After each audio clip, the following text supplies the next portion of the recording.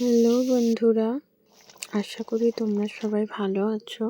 তো আজকে আমার মা কি রান্না করবে তো সেটাই তোমাদেরকে দেখাবো। তো আজকে আমার মা তেলাপিয়া মাছের ঝোল বানাবে সিম আলু দিয়ে। তো আজকে তোমাদের সাথে সেটাই শেয়ার করব। তো এখানে আগে থেকে মাছ কেটে ধুয়ে রেখে দিয়েছে। এরপর ধোয়া হয়ে গেলে এরপর পরিমাণ মতো নুন হলুদ দিয়ে মাখিয়ে নিয়েছে। এরপর কড়াইটিতে তেল দিয়ে দিল। তেলটি গরম হয়ে যাওয়ার পর মাছগুলোকে ভাজতে দিয়ে দিল। তাই সব মাছগুলো ভাজা হয়ে গেছে। এবার মাছগুলো ভাজা হয়ে যাওয়ার পর একটি প্লেটে সেগুলোকে তুলে নিল। এখানে লম্বা করে আলু কেটে রেখে দিয়েছে আর টুকরো করে সিম কেটে নিল।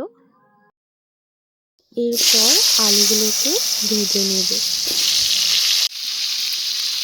আলুগুলোকে ভাজতে দিয়ে দিল।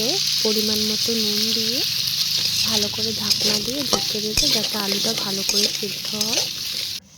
তো সেখানে দেখো কালারটি খুব সুন্দর হয়েছে। এরপর আলুগুলি ভাজা হয়ে যাওয়ার পর কুচনো করে রাখা পেঁয়াজগুলো দিয়ে দিল। পেঁয়াজ কাঁচা লঙ্কা পরিমাণ মতো নুন দিয়ে সেগুলোকে ভালো করে একটুখানি কষিয়ে নেব।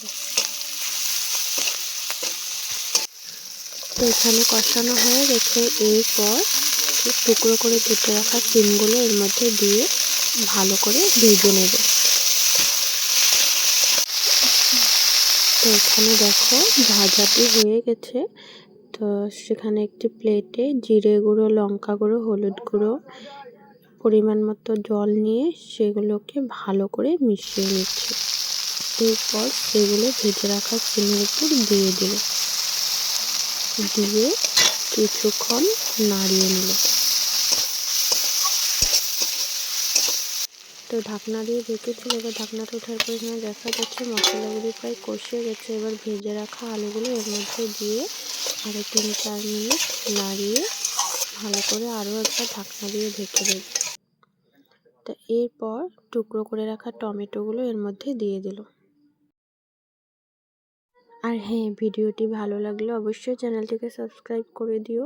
আর তোমরা আমার মার পাশে থেকো, প্রচণ্ড সাপোর্ট করো। তো টমেটোগুলো দিয়ে নাড়িয়ে নেওয়ার পর পরিমাণ মতো জল দিয়ে দিল। এখানে জলটি ফুটে উঠেছে। এরপর ভেজে রাখা মাছগুলো এর মধ্যে দিয়ে দিল। এবার মাছটিকে দিয়ে দেওয়ার পর 2-3 মিনিট রেখে এর উপরে ধনেপাতা দিয়ে দিল। এবার তরকারিতে হয়ে গেলে মা আমাকে সেখানে ভাত দিয়ে দেয় আর আমি মাছটিকে দিয়ে গরম গরম ভাত খেয়ে নিলাম। খুবই সুস্বাদু হয়েছে, তোমরাও ট্রাই করো।